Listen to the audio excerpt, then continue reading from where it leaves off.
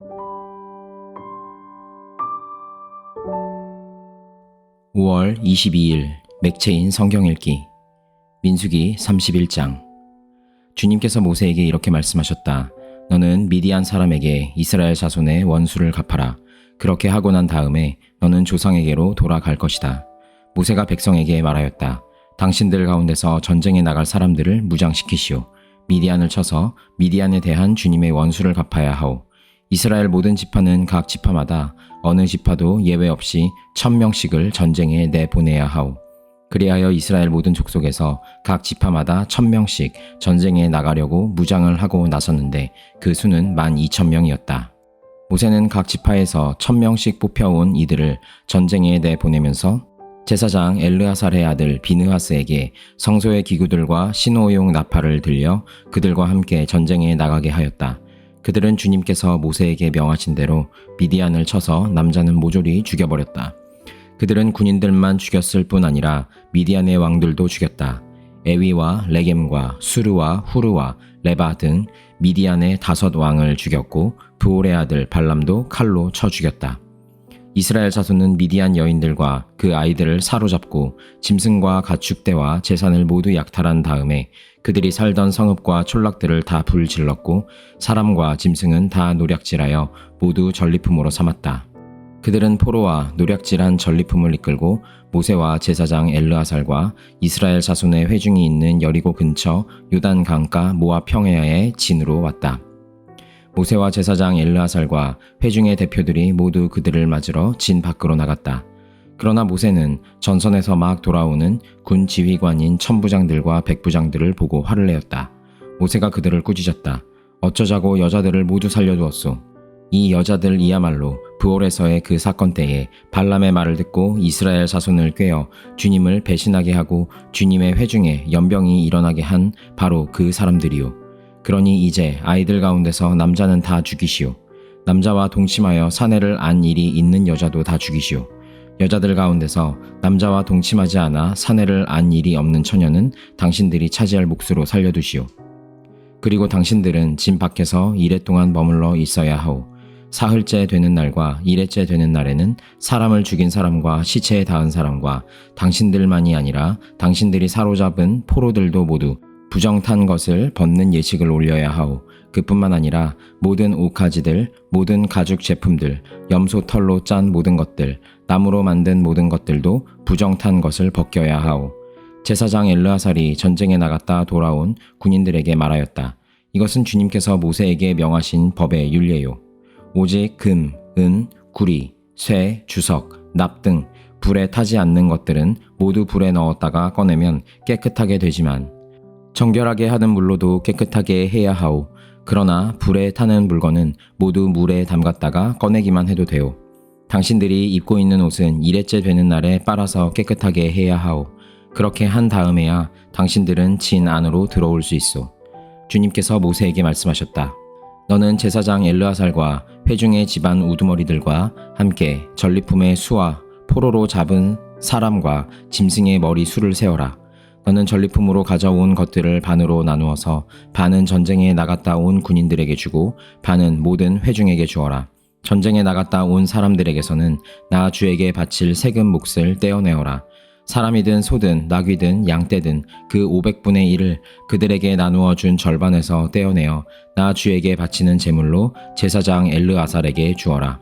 이스라엘 자손에게 나누어 준 절반에서는 사람이든지 소든지 나귀든지 양이든지 그 어떤 가축이든지 50분의 1을 떼어내어 주의 성막을 보살피는 레위 사람에게 주어라. 모세와 제사장 엘르아살은 주님께서 모세에게 명하신 대로 하였다. 군인들이 제각기 약탈하여 자기 것으로 삼은 약탈물 말고도 그들이 빼앗아 온 전리품은 양이 67만 5천 마리, 소가 7만 2천 마리, 나귀가 6만 1천 마리였으며 처녀는 모두 3만 2천 명이었는데 그들은 남자와 동침하지 않아 사내를 안 일이 없는 처녀들이었다. 이 가운데서 절반이 전쟁에 나갔던 군인들의 몫으로 돌아갔다.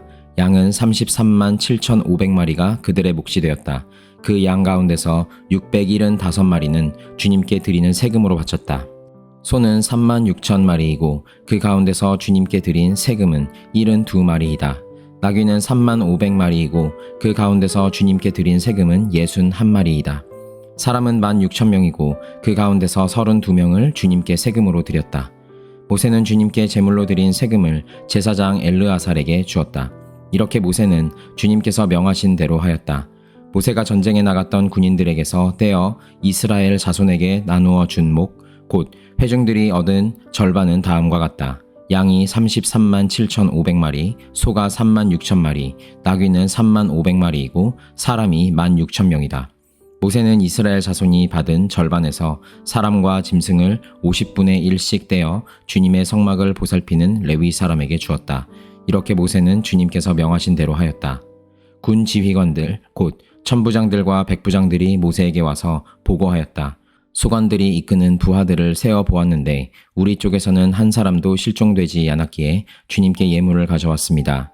주님 앞에서 우리 자신이 죄를 벗고자 하여 금으로 만든 것들, 곧 발목걸이, 팔찌, 인장, 가락지, 귀고리, 목걸이를 우리가 저마다 얻은 대로 이렇게 가져왔습니다. 모세와 제사장 엘르아살은 그들에게서 금으로 만든 온갖 세공품을 다 받았다. 천부장들과 백부장들이 주님께 예물로 드린 금은 모두 16,750세겔이나 되었다. 군인들은 저마다 사사로이 약탈한 전리품들도 가지고 있었다. 모세와 제사장 엘르아살은 천부장들과 백부장들에게서 금을 받아서 회막으로 가져가서 주님 앞에 놓고 이스라엘 자손을 위한 기념물로 삼았다. 시편 75편. 하나님, 우리가 주님께 감사하고 또 감사합니다. 주님의 이름을 부르는 이들이 주님께서 이루신 그 놀라운 일들을 전파합니다. 하나님께서 말씀하시기를 내가 정하여 놓은 그 때가 되면 나는 공정하게 판결하겠다. 땅이 진동하고 거기에 사는 사람들이 흔들리고 비틀거릴 때에 땅의 기둥을 견고하게 붙드는 자는 바로 나다. 오만한 자들에게는 오만하지 말아라 하였으며 악한 자들에게는 오만한 뿔을 들지 말아라. 오만한 뿔을 높이 들지 말아라. 목을 곧게 세우고 거만하게 말을 하지 말아라 하였다. 높이 세우는 그 일은 동쪽에서나 서쪽에서 말미암지 않고 남쪽에서 말미암지도 않는다. 오직 재판장이신 하나님만이 이 사람을 낮추기도 하시고 저 사람을 높이기도 하신다. 주님은 거품이 이는 잔을 들고 계신다. 잔 가득히 진노의 향료가 섞여 있다. 하나님이 이 잔에서 따라주시면 이 땅의 악인은 모두 받아 마시고 그 찢기까지도 핥아야 한다. 그러나 나는 쉬지 않고 주님만을 선포하며 야곱의 하나님만을 찬양할 것이다. 주님은 악인의 오만한 뿔은 모두 꺾어 부수시고 의인의 자랑스러운 뿔은 높이 들어 올리실 것이다. 시편 76편. 유다에서 하나님을 모르는 사람이 누구랴. 그 명성 이스라엘에서 드높다. 그의 장막이 살렘에 있고 그의 거처는 시온에 있다. 여기에서 하나님이 불화살을 꺾으시고 방패와 칼과 전쟁 무기를 꺾으셨다. 셀라. 주님의 영광, 그 찬란함, 사냥거리 풍부한 저 산들보다 더 큽니다. 마음이 담대한 자들도 그들이 가졌던 것 다 빼앗기고 영원한 잠을 자고 있습니다. 용감한 군인들도 무덤에서 아무 힘도 못 씁니다. 야곱의 하나님, 주님께서 한 번 호령하시면 병거를 탄 병사나 기마병이 모두 기절합니다. 주님은 두려우신 분, 주님께서 한 번 진노하시면 누가 감히 주님 앞에 설 수 있겠습니까? 주님께서 하늘에서 판결을 내리셨을 때에 온 땅은 두려워하며 숨을 죽였습니다. 주님께서는 이렇게 재판을 하시어 이 땅에서 억눌린 사람들을 구원해 주셨습니다. 셀라. 진실로 사람의 분노는 주님의 영광을 더할 뿐이요 그 분노에서 살아남은 자들은 주님께서 허리띠처럼 묶어 버릴 것입니다. 너희는 주 하나님께 서원하고 그 서원을 지켜라. 사방에 있는 모든 민족들아 마땅히 경외할 분에게 예물을 드려라. 그분께서 군왕들의 호흡을 끊을 것이니 세상의 왕들이 두려워할 것이다. 이사야 23장. 이것은 두로를 두고 하신 엄한 경고의 말씀이다. 다시스의 배들아 너희는 슬피 울어라. 두로가 파멸되었으니 들어갈 집도 없고 닻을 내릴 항구도 없다. 키프로스에서 너희가 이 소식을 들었다. 항해자들이 부유하게 만들어준 너희 섬 백성들아, 시돈의 상인들아, 잠잠하여라. 시홀의 곡식 곧 나일의 수확을 배로 실어 들였으니 두로는 곧 문나라의 시장이 되었다. 그러나 너 시돈아, 너 바다의 요새야. 내가 수치를 당하였다. 너의 어머니인 바다가 너를 버리고 이렇게 말한다. 나는 산고를 겪지 않았고 아이를 낳지도 못하였다. 아들들을 기른 일도 없고 딸들을 키운 일도 없다. 두로가 파멸되었다는 소식이 이집트에 전해지면 이집트마저도 충격을 받고 낙심할 것이다. 베니게의 주민아, 스페인으로 건너가거라. 섬나라 백성아, 슬피 울어라. 이것이 너희가 그렇게 좋아하던 도성 두로냐. 그토록 오랜 역사를 가지고 저 먼 곳에까지 가서 식민지를 세우던 도성이냐. 빛나는 왕관을 쓰고 있던 두로. 그 상인들은 귀족들이요, 그 무역상들은 세상이 우러러보던 사람들이었는데 두로를 두고 누가 이런 일을 계획하였겠느냐. 그 일을 계획하신 분은 만군의 주님이시다. 온갖 영화를 누리며 으스대던 교만한 자들을 비천하게 만드시고 이 세상에서 유명하다는 자들을 보잘것없이 만드시려고 이런 계획을 세우셨다. 스페인에 따라 너의 땅으로 돌아가서 땅이나 갈아라. 이제 너에게는 항구가 없다. 주님께서 바다 위에 팔을 펴셔서 왕국들을 뒤흔드시고 베니게의 요새들을 허물라고 명하셨다. 그래서 주님께서 이렇게 말씀하셨다. 처녀 딸 시도나, 너는 망했다. 내가 다시는 우쭐대지 못할 것이다. 일어나서 키프로스로 건너가 보아라. 그러나 거기에서도 내가 평안하지 못할 것이다. 바빌로니아 사람의 땅을 보아라. 백성이 없어졌다. 아시리아 사람이 그 곳을 들짐승이 사는 곳으로 만들었다. 그들이 도성 바깥에 흙 언덕을 쌓고 성을 공격하여 궁전을 헐어 황폐하게 하였다. 다시스의 배들아, 너희는 슬피 울어라. 너희의 요새가 파괴되었다.